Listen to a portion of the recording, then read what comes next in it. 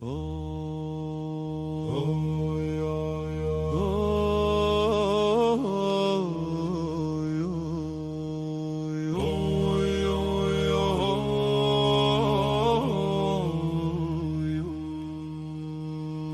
казана, дим се вие, дворът слуша, денят мълчи.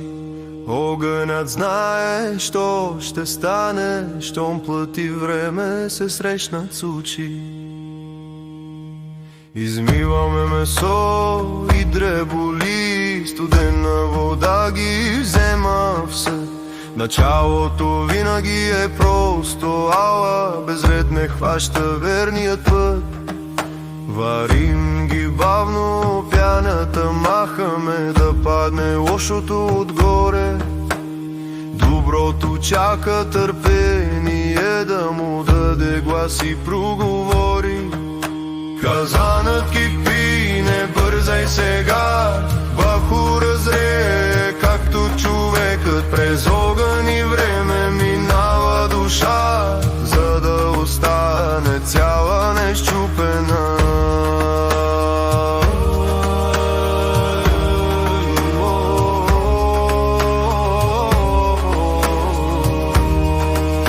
Когато омекнат ги вадим кротко, тишината им дава покой.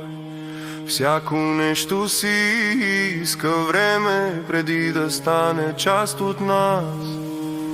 Лука ни плаче, истина влиза, оризът поема бульона в плен.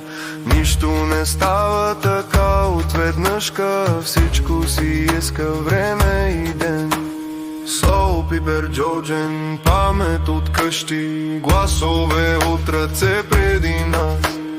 Не са подправки, те са посока, която ни връща стария глас.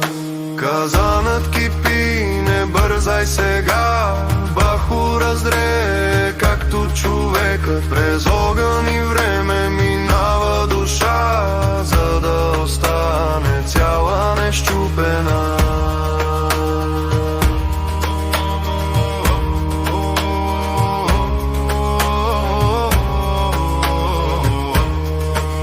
Червото е път, тесен и крехък, пълни внимателно не до край.